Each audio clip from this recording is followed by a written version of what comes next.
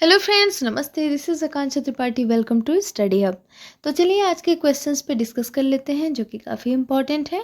तो पहला क्वेश्चन आपके स्क्रीन पे, मस्तिष्क उद्वेलन विधि यानी कि ब्रेन स्टॉर्मिंग मेथड जो है उसका व्यू रचना के रूप में उसको किसने प्रतिष्ठित किया था, या कह सकते हैं कि उसको प्रतिष्ठित करने का श्रेय किसको जाता है।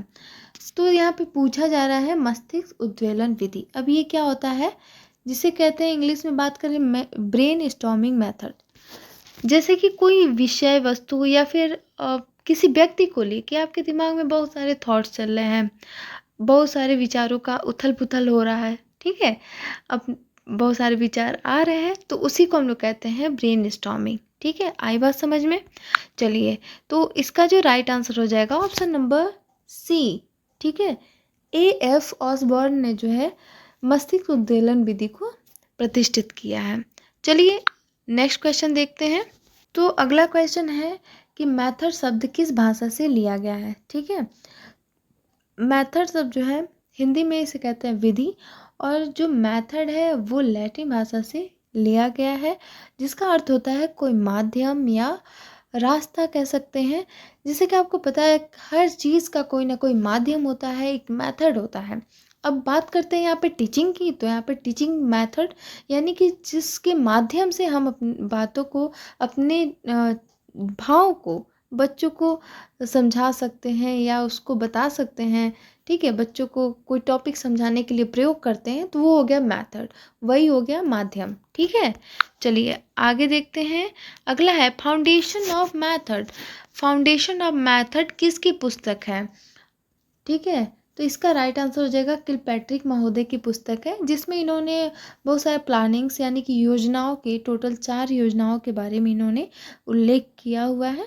ठीक है, तो यहाँ पे वो आपको योजनाएं नहीं डीपली पढ़ना है, आप बस इतना जानिए कि फाउंडेशन ऑफ मैथड जो है वो किलपैट्रिक महोदय की पुस्तक है। चलिए आगे देखते हैं। तो प्रयोजनावाद का सिद्धांत किसने दिया था, ठीक है, या किसने प्रतिपादित किया था। तो इसका राइट आंसर हो जाएगा जॉन डीवी ने। जॉन डीवी ने जो है प्रयोजनवाद का जो है सिद्धांत दिया है।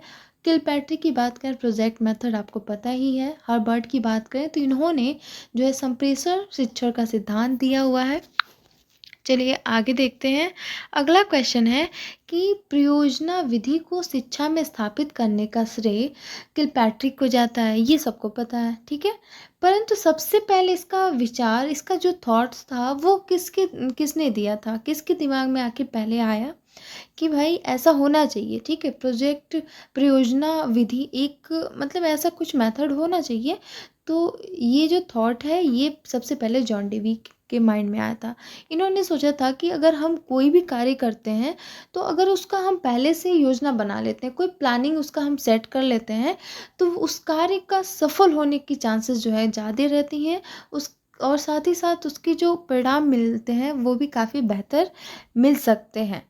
तो इसी से इंस्पायर होके जो है आपके किलपैट्रिक ने प्रयोजन मेथड दिया था, यानी कि जो प्रोजेक्ट मेथड आप पढ़ते हैं किलपैट्रिक महोदय का, उन्होंने 1918 में इनसे इंस्पायर होके दिया हुआ है। ठीक है, चलिए आगे देखते हैं। यहाँ पे देखिए मैंने एक्सप्लेनेशन रखा है, आपको पढ़ना होगा, आप पढ़ सकते हैं। चलिए अगला क्वेश्चन है कि निर्माण के आधार पर सहायक सामग्री कठोर उपागम का उदाहरण है।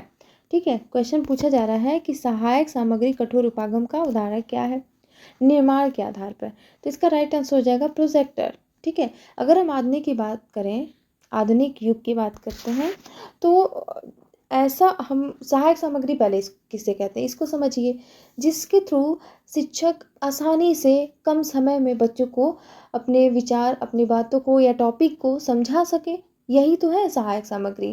ठीक है, तो यहाँ पे जो है प्रोजेक्टर राइट होगा। जैसे ब्लैक बोर्ड की बात करें, ठीक है, तो या फिर साड़ी की बात करें, तो ये कौन सी तकनीकी आपको देखिए, ये तकनीकी है कोई नहीं ना। आधुनिक युग में कौन सी तकनीकी है, प्रोजेक्टर, जिसके थ्रू कम समय में शिक्षक क्या करते हैं, फटाफट बच्चों को समझा सकते हैं आसानी से चीज़ों को। अब आगे देखते हैं अगला। अब नेक्स्ट क्वेश्चन देखते हैं क्या है कि श्रव्य देश यानी कि ऑडियो विजुअल सहायकों का वर्गीकरण किसके द्वारा किया गया है। तो इसका राइट आंसर हो जाएगा एडगर डेल के द्वारा। एडगर डेल ने विजुअल ऑडियो विजुअल यानी कि श्रव्य सहायकों का वर्गीकरण किया है। ठीक है, तो ऑप्शन बी इज करेक्ट। आगे देखिएगा, एक प्रभावी शिक्षक के लिए आवश्यक है कि वह उच्च जाति से संबंधित हो। बिल्कुल नहीं। अब टीचर, अगर आपको बेस्ट टीचर बनना है, एक प्रभावी शिक्षक बनना है, तो उसमें कास्ट का तो कोई कास्ट मैटर नहीं करता है। उसके बाद से दिया गया है कि वह संप्रेषण में निपुण हो। जी बिल्कुल, ये आपका ऑप्शन बिल्कुल सही है कि संप्रेषण, बिल्कुल सही बात है। उसकी कम्युनिकेशन स्किल जो है वो कैसे कम्युनिकेट करता है, कैसे अपने शब्दों को, विचारों को रखता है, ताकि सामने वाला जो बच्चा है, जो स्टूडेंट है, उसके बातों को आसानी से समझ सके, उसके भाव को समझ सके। तो उसके अंदर संप्रेषण की जो है योग्यता होनी चाहिए। ठीक है, नेक्स्ट देखिए, उसके बाद से दिया है कि उसका उच्च सामाजिक आर्थिक स्तर हो। तो ये भी आपका गलत है। और वह व्यवहार में कठोर हो, तो कठोर होगा तो बच्चा तो उससे सीख ही नहीं सकता। बच्चा जब हेजिटेट होगा, उससे डरेगा, तो बच्चा ना क्वेश्चन करेगा ना सीख सकता है। ठीक है, तो ऑप्शन आपका यहाँ पे बी इज़ राइट। ठीक है, एक बेस्ट टीचर बनना है तो अपना कम्युनिकेशन स्किल जो है डेवलप कीजिए।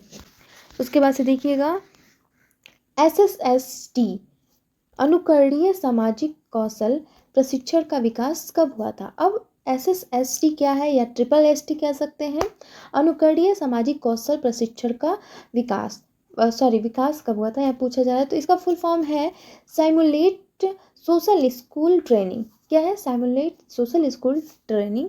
और जिसका विकास जो हुआ था 1968 में क्रुकसैंक के द्वारा किया गया था।